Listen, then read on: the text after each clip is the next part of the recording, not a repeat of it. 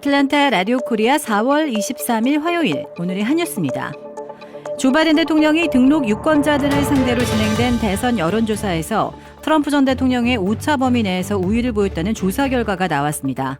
공영방송 PBS와 뉴스아워와 마리스트가 지난 16일에서 18일 등록 유권자 1,047명을 대상으로 실시한 1대1 대결 여론조사에서 바이든 대통령은 51%의 지지율로 트럼프 전 대통령 48%에 3%포인트 앞섰습니다. 이달 초 같은 기간의 조사 결과 바이든 대통령 50%, 트럼프 전 대통령 48%보다 두 사람 간의 격차가 조금 더 벌어졌습니다. 이번 조사 참여자 중 11월 5일 대선 때 반드시 투표하겠다는 유권자만 추리면 바이든 대통령의 리드폭은 6%포인트, 53%대 47%로 더 커졌습니다. 평소 활기가 넘치는 전직 대통령은 깊은 수심에 잠긴 듯 보였다. 영국 일간 텔레그래프는 어제 뉴욕 맨하튼 지방법원에서 열린 성추문 입막음 의혹 재판에 첫 공판에 출석한 도널드 트럼프 전 대통령에 대해 이렇게 묘사했습니다.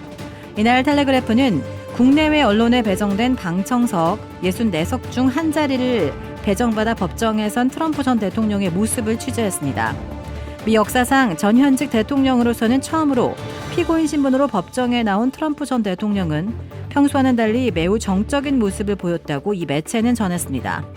트럼프 전 대통령은 지난 2016년 대선 직전 전직 성인 영화배우 스토미 데니얼스와의 과거 성추문 폭로를 막기 위해 입막음 돈을 지급한 뒤 그 비용과 관련된 회사 기록을 조작한 혐의로 지난해 3월 기소됐습니다. 법원은 지난 19일까지 배심원 선정 작업을 마무리하고 이날 첫 심리 기일을 진행했습니다. 재판은 약 6주에서 8주간 진행될 것으로 전망되며 피고인인 트럼프 전 대통령은 재판 일정 내내 법정에 출석해야만 합니다. 미 인플레이션이 여전한 가운데 경제가 견조한 흐름을 보이면서 고금리 장기화와 우려가 커진 가운데 시장 일각에서는 금리 동결을 넘어 인상을 예상하는 전망이 늘고 있습니다. 파이낸셜 타임스에 따르면 자산관리업체 전략가는 미 국채를 담보로 하는 환매 조건부 채권 일물 금리 관련 옵션 시장에서 올해 금리 인상 가능성을 20%가량으로 가격에 반영한다고 밝혔습니다. 투자은행 파이퍼 샌들러의 글로벌 정책 및 자산 배분 부문장 벤슨 더럼은 자체 분석 결과 향후 12개월 안에 기준금리가 오를 가능성을 25% 정도로 내다봤고 PGIM은 옵션 데이터 분석을 근거로 해당 확률을 29%로 예상했습니다. 이는 10% 미만이었던 연초 대비 크게 늘어난 것으로 연초까지만 해도 시장이 연내 기준금리 인하를 기정사실화하며 금리 인하 횟수에 주목해왔던 것과 비교하면 분위기가 달라진 것입니다. 미국인들을 속여 돈을 빼내가려는 사기범들이 갈수록 기승을 부리고 있습니다. FTC 연방교역위원회는 2023년 한 해 신고된 각종 사기 피해자들만 해도 260만 명이나 되며 피해 총액은 100억 달러를 넘었다고 발표했습니다. 이는 피해 총액으로 전년보다 10억 달러, 14%나 급증한 것으로 FTC는 밝혔습니다.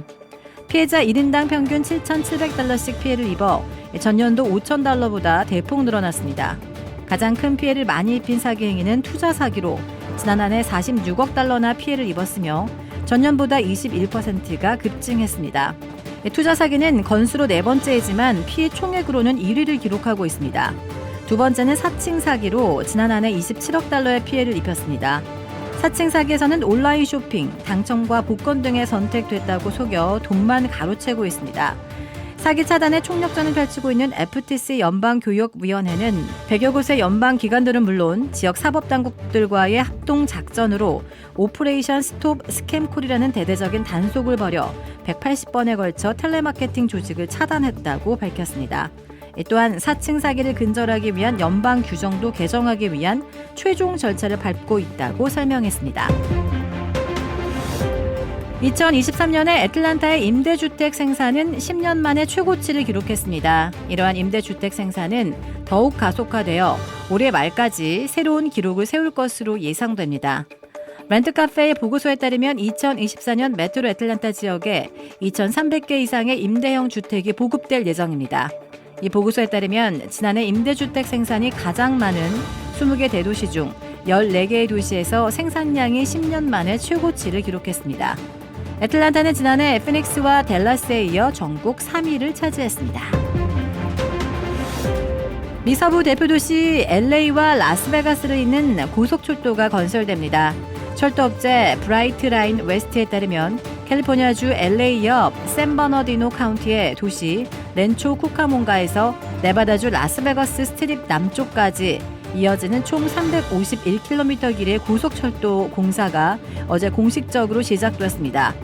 회사 측은 이 철도 위를 달리는 고속열차가 최대 시속 200마일로 운행돼 약 2시간 만에 전 구간을 주파한다고 설명했습니다.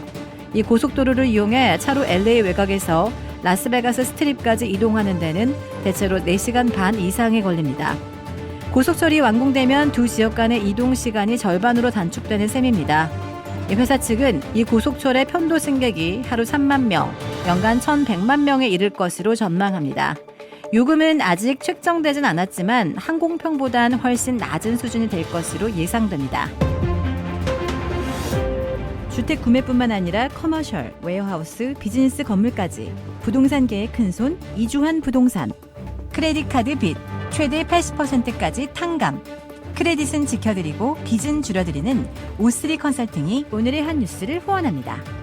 이상 애틀란타 라디오 코리아 4월 23일 화요일 오늘의 한 뉴스의 고지선이었습니다.